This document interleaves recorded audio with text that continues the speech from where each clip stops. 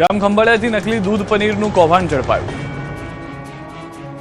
દેવભૂમિ દ્વારકાના ખંભાળિયામાં લોકોના આરોગ્ય સાથે ચેડા કરતી વધુ એક ગેરકાયદેસર પ્રવૃત્તિનો પર્દાફાશ થયો છે। દ્વારકા પોલીસે જલારામ ડેરી પર દરોડા પાડી કેમિકલ અને પાવડરથી બનતા નકલી દૂધ અને પનીરના મસમોટા કૌભાંડને પકડી પાડ્યું છે। બાતમીના આધારે પોલીસે જલારામ ડેરીમાં દરોડા પાડ્યા ત્યારે પોલીસ પણ ચોંકી ઉઠી। તપાસમાં શંકાસ્પદ કેમિકલ અને ભેળસેળિયા પાવડરનો જથ્થો મળી આવ્યો। 648 kilo skimmed milk powder, 15.7 kilo acetic એસિડનો ઉપયોગ નકલી ડેરી પ્રોડક્ટ્સ બનાવવા માટે થતો હતો। પ્રાથમિક તપાસમાં ખુલાસો થયો છે કે મોટા પ્રમાણમાં સ્કિમ મિલ્ક પાવડર અને એસિટિક એસિડ જેવા કેમિકલ્સ ભેળવીને નકલી દૂધ અને પનીર તૈયાર કરી બજારમાં વેચવામાં આવતું હતું। પોલીસે સ્થળ પરથી આશરે 2,37,545નો મુદ્દામાલ જપ્ત કર્યો। તપાસ દરમિયાન આશરે 54 કિલો અખાદ્ય પનીરનો સ્થળ પર જ નાશ કરાયો। અધિકારીઓએ દૂધ, દહીં, શ્રીખંડ અને પાવડરના નમૂના લઈ લેબોરેટરીમાં તપાસ માટે મોકલી આપ્યા છે। પોલીસની કડક કાર્યવાહીથી ભેળસેળ કરતા વેપારીઓમાં ફફડાટ વ્યાપી ગયો છે। કાળઝાળ ગરમીમાં લોકોને દજાડતા ગરમીના ભાવ, 300 રૂપિયા કિલોએ પહોંચ્યા ભાવ। કાળઝાળ ગરમીના પ્રકોપની સાથે સાથે લીંબુના ભાવે પણ બરાબરની ખટાશ પકડી લીધી છે। ગરમીનો પ્રકોપ વધતા જ વિટામિન સીના મુખ્ય સ્ત્રોત ગણાતા લીંબુ હવે સામાન્ય માણસની પહોંચથી દૂર થઈ ગયા છે। જેમ જેમ ગરમીનો પારો ઉપર ચડી રહ્યો છે તેમ તેમ લીંબુના ભાવમાં તોતિંગ ઉછાળો આવી રહ્યો છે। હોલસેલ માર્કેટમાં 20 કિલો લીંબુના 4,000 ભાવ ચાલી રહ્યો છે ત્યારે ગત અઠવાડિયે જે લીંબુ 150 થી 200ની આસપાસ હતા તે હવે 300 ને પાર જતા રહ્યા છે। અમદાવાદના છૂટક શાક માર્કેટમાં લીંબુના 300 રૂપિયા કિલો વેચાઈ રહ્યાના ભાવ છે। લીંબુની આવક ઓછી છે અને સાથે ટ્રાન્સપોર્ટ ખર્ચ પણ વધી રહ્યો છે, જેના કારણે લીંબુના ભાવ આસમાને પહોંચી ગયા છે। ગ્રાહકો હવે ભગવાનને પ્રાર્થના કરી રહ્યા છે કે કાં તો ગરમી ઘટે અથવા લીંબુના ભાવ। લીંબુ વધવાનું કારણ અત્યારે એકચ્યુઅલી માલ ઓછો આવે છે અને પહેલાં ગુજરાતમાંથી આવતો હતો, અત્યારે આઉટ ઓફ સ્ટેટથી આવે છે, જેમ કે મદ્રાસથી આવે છે અને બોમ્બે, મહારાષ્ટ્ર બાજુના લીંબુ આવે છે।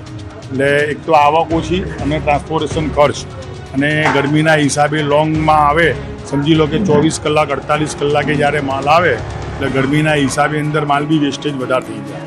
માલ વેસ્ટેજ થાય એટલે સમજી લો કે 40 કિલોનો દાગીનો હોય, અંદર 4 થી 5 કિલો વેસ્ટેજ નીકળે। 4 થી 5 કિલો વેસ્ટેજ નીકળે એટલું કોસ્ટિંગ એના ઉપર જ ચડવાનું છે। એટલે ટ્રાન્સપોર્ટેશન માલ બી ટ્રાન્સપોર્ટેશન ખર્ચ બી વધી જાય છે, વેસ્ટેજ બી વધી જાય છે અને બહારગામથી આવે છે તો માલ બી ઓછો આવે છે। મહેસાણાના ખેડૂતોને રડાવતી કસ્તુરી પૂરતા ભાવ નહીં મળતા ખેડૂતોને નુકસાન। અત્યાર સુધી ગરીબ લોકોને રડાવતી કસ્તુરી હવે ખેડૂતોને રડાવી રહી છે। મહેસાણાના બ્રાહ્મણવાડા ગામે ડુંગળીની ખેતી કરતા ખેડૂતોને જાણે માઠી બેઠી હોય તેવું લાગી રહ્યું છે। લાલ કસ્તુરી ખેડૂતોના ખિસ્સા લાલ કરી રહી છે। દર વર્ષે અહીંની ડુંગળી મહારાષ્ટ્ર સહિતના રાજ્યમાં નિકાસ થાય છે, પરંતુ આ વખતે અહીં ખેડૂતોને ડુંગળી ઉત્પાદન ઘટી ગયું અને સામે ભાવ પણ નીચા હોવાથી ધરતીપુત્રોની મહેનત પર પાણી ફરી વળ્યું। આ વર્ષે ડુંગળી પકવતા બ્રાહ્મણવાડાના ખેડૂતોની આંખમાં ડુંગળી કાપ્યા વિના જ આંસુ આવી ગયા છે। આ વર્ષે મોંઘી મજૂરીએ ખેડૂતોએ ડુંગળીનું વાવેતર કર્યું ત્યારે મણ ડુંગળીના 400 રૂપિયા પણ ભાવ નહીં મળતા મોટું નુકસાન સહન કરવાનો વારો આવ્યો છે। કાળઝાળ ગરમીમાં ઠંડક આપતા રંગબેરંગી માટલાનું માર્કેટ ગરમાયું। રાજ્યમાં અને દેશમાં સૂર્યનારાયણ પોતાનો આકરો મિજાજ બતાવી રહ્યા છે અને આકાશમાંથી જાણે અગન વર્ષા વરસી રહી હોય તેવી કાળઝાળ ગરમીથી લોકો ત્રસ્ત બની રહ્યા છે। લોકો ગરમીમાં રાહત મેળવવા ફ્રીજના ઠંડા પાણીનો સહારો લઈ રહ્યા છે ત્યારે આધુનિક ફ્રીજના જમાનામાં પણ થાનમાં બનાવવામાં આવેલા દેશી રંગબેરંગી માટલાની ભરપૂર માંગ છે। થાનમાં માટલા બનાવવાના અંદાજે 100 જેટલા નાના મોટા યુનિટ છે। દેશી લાલ માટીમાંથી બનાવવામાં આવતા માટલા આજે પણ ફ્રીજને ટક્કર આપી રહ્યા છે। થાનમાં આવેલા માટલા ઉદ્યોગના કારખાનામાં એક કારખાનામાં દૈનિક 400 થી વધુ માટલાનું ઉત્પાદન થાય છે। અલગ અલગ પ્રકારના 100 થી વધુ ડિઝાઇનના માટલા બનાવવામાં આવે છે। એક માટલાની કિંમત 100 થી લઈને 250 સુધી છે। ઉનાળાની સમગ્ર સિઝન દરમિયાન થાનમાંથી અંદાજે 80 લાખથી વધુ માટલાનું ઉત્પાદન કરવામાં આવે છે। આ માટલાનું વેચાણ સમગ્ર ગુજરાતની સાથે મહારાષ્ટ્ર, બંગાળ, બિહાર અને કર્ણાટક તેમજ રાજસ્થાનમાં પણ કરવામાં આવે છે। આ ઉદ્યોગને કારણે અંદાજે 3000 થી વધુ લોકોની રોજીરોટી પણ મળી રહી છે। ખુલીને ભાજપ વિરુદ્ધ ઉતરી પડ્યા જવાહર ચાવડા, કહ્યું ભાજપને દીપડામાંથી ઉંદર બનાવી દીધો।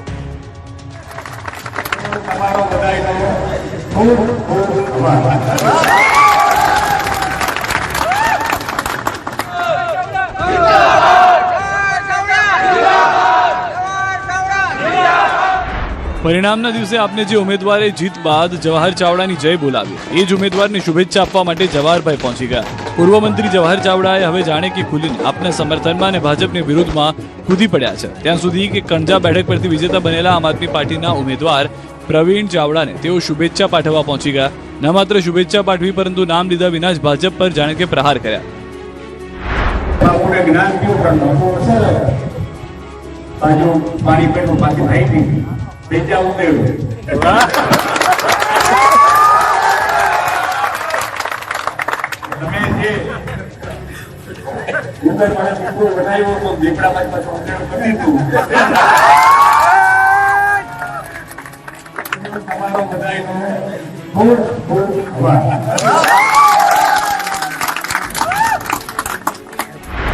જવાહર ચાવડા બંધલીના ખોરાસા ગામે પહોંચ્યા, જ્યાં આપના વિજેતા ઉમેદવાર પ્રવીણ ચાવડાની દ્વારકેશ મિલમાં પહોંચીને તેમણે શુભેચ્છાઓ પાઠવી અને સ્થાનિક મતદાતાનો આભાર પણ માન્યો.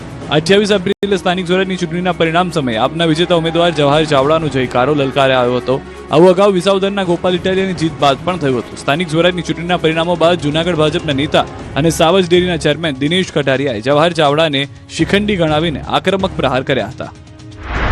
તો આખા ગુજરાતની અંદર આમ આદમી પાર્ટી જે કાંઈ હોય તે, વિધાનસભા વિસાવદરની વાત જે કાંઈ હોય તે, પણ માણાવદરની અંદર જેમણે 30 વર્ષ સુધી શાસન કર્યું છે, મારે એમને જડબાતોડ જવાબ દેવો છે કે 30 વર્ષ સુધી 1990 થી જે માણે શાસન કર્યું છે અને એના ગઢની અંદર એમનું આખું ખાનદાન જ્યારે પીઠ પાછળ પિતામાં ભીષ્મ એમ કહેતા કે જ્યારે શિખંડીના સ્વરૂપમાં જ્યારે એને શિખંડીના રૂપની અંદર જ્યારે માણાવદર વિધાનસભાના કાર્યકર્તાઓને હેન કેન પ્રકારે ડિસ્ટર્બ કરવા માટે અને પીઠ પાછળ ખંજોર ભકવા માટેના પ્રયત્ન કર્યા છે, ત્યારે માણાવદરની જનતાને, માણાવદરના ભારતીય જનતા પક્ષના તમામ કાર્યકર્તાઓને ખૂબ ખૂબ અભિનંદન પાઠવું છું.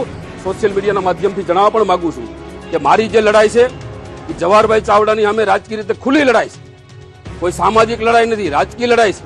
અને જે કોઈને લડાઈ લડવી આવતા દિવસોની અંદર વિધાનસભા પણ ટૂંક સમયમાં આવનારી છે, આગામી ગ્રામ પંચાયતોની પણ ચૂંટણી આવનારી છે. જ્યારે મિત્રો એમને આમ પીઠ પાછળ ઘા કરવાના બદલે એમની જો તાકાત હોય તો અમારો એક પણ કાર્યકર્તા ડગતો નથી. આગામી ચૂંટણીની અંદર ખુલ્લેઆમ આવીને લડી શકે, અમે પણ કાર્યકર્તા એના માટે સજ્જ થઈ. જૂનાગઢના એક અત્યંત લોકપ્રિય અને આશાસ્પદ યુવા અશ્વપાલક કરણ પરમારનું લગ્નના વરઘોડાની તૈયારી દરમિયાન હૃદયદ્રાવક મોત